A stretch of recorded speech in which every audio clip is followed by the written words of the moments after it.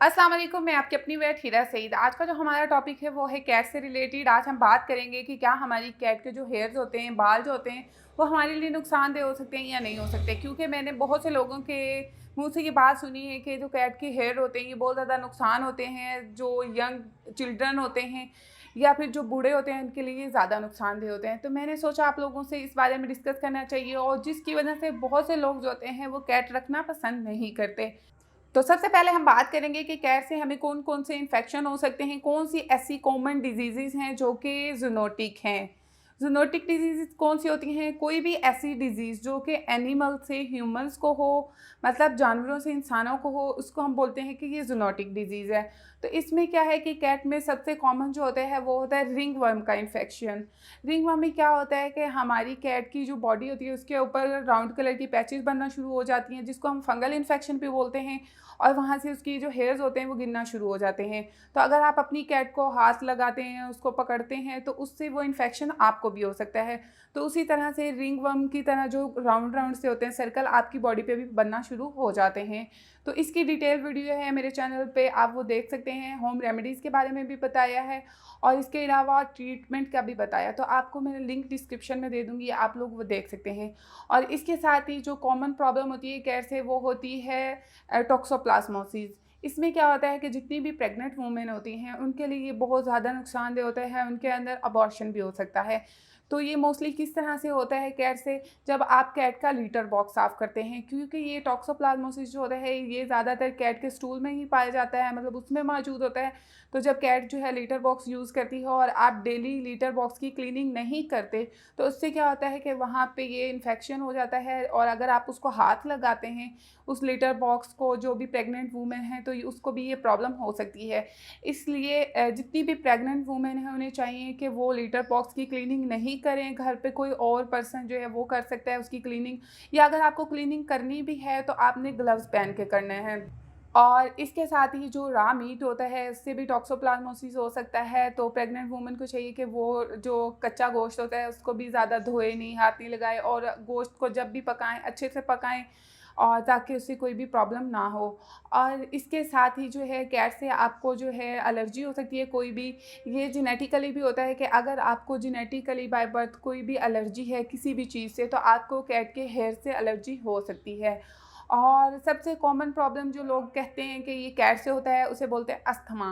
तो लोग कहते हैं कि अस्थमा जो है वो कैट से होता है, तो ऐसा बिल्कुल नहीं है कि कैट से आपको अस्थमा हो। अस्थमा ऐसे होता है कि आपको पहले से अगर कोई एलर्जी है, आपको सांस लेने में प्रॉब्लम होती है, तो कैट की जो डेंडर होती है और उसके हेयर जो होते हैं ये किसी हद तक रीज़न हो सकते हैं कि आपके अस्थमा के अटैक को बढ़ा दें। और कैट का जो डेंडर होता है, डेंडर क्या होता है, कैट की जो डेड स्किन होती है वो हमें नॉर्मली नज़र नहीं आती, हम माइक्रोस्कोप से देख सकते हैं, लेकिन वो हमारे कपड़ों पे, हमारे बेड पे, जहाँ पे कैट जाती है वहाँ पे वो गिरती रहती है। इससे भी आपके अस्थमा का जो प्रॉब्लम होता है वो ज़्यादा हो सकता है और आपको सांस लेने में प्रॉब्लम हो सकती है। और इसके साथ ही हमारा पेट जो होता है ये हमारे लिए बहुत कम डिजीज़ की वजह बनता है, क्योंकि वो एक स्पेसिफिक एरिया में रहता है, हमारे घर में ही रहता है, तो उससे हमें बहुत कम प्रॉब्लम्स होती हैं। और इसके साथ ही कैट स्क्रैच डिज़ीज़ जो है वो भी हो सकती है, क्योंकि जब भी कोई इन्फेक्टेड फ्लाई, मतलब कोई भी मक्खी बाहर से आती है और अगर उसको पहले से वो इन्फेक्शन है, तो वो आपकी कैट को अगर बाइट कर लेती है तो उससे वो इन्फेक्शन आपकी कैट को भी हो जाता है। तो कैट स्क्रैच डिसीज़ जो है ये मोस्टली बैक्टीरिया की वजह से ही होती है, इससे बॉर्टिनेला हेंसले कहा जाता है। और ये कैट के सलाइवा के अंदर उसके जो पंजे और नाखून होते हैं उसके अंदर मौजूद होता है। तो अगर आपकी कैट आपको बाइट कर लेती है, स्क्रैच कर लेती है, और अगर उसको ये इन्फेक्शन है तो आपको भी हो सकता है। इसमें आपको क्या हो सकता है कि आपको कफ होती है, उसके साथ आपको सर दर्द होता है, कमर दर्द होना शुरू हो जाता है, और सबसे कॉमन जो प्रॉब्लम होती है कि आपके जो लिम्फ नोड होते हैं वो स्वॉलन होना शुरू हो जाते हैं और थोड़ा उनमें पेन भी होना शुरू हो जाती है। तो अगर आप इस तरह के साइन और सिम्पटम देखते हैं तो आप डॉक्टर से ज़रूर कंसल्ट करें। इसके बारे में मेरी डिटेल वीडियो है जिसका लिंक डिस्क्रिप्शन में दे दूँगी, आप लोग देख सकते हैं। और इसके साथ ही हमें कैट से रेबीज़ होने के भी चांसेस होते हैं, लेकिन ये चांसेस बहुत कम होते हैं। कैट से रेबीज़ जो है ये जस्ट 4 या 5% चांसेस होते हैं कि हो सकता है।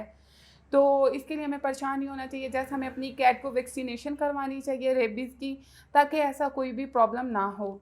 और इसके साथ ही साल्मोनेलोसिस हो सकता है, ई कोलाई का इन्फेक्शन भी हो सकता है। अगर आप क्लीनिंग का ख्याल नहीं रखते, मतलब आपने अपनी कैट को पकड़ा है और अपने हाथ अच्छे से नहीं धोए और उन्हीं हाथों से आप खाना खा लेते हैं, तो उससे भी आपको ये इन्फेक्शन हो सकते हैं।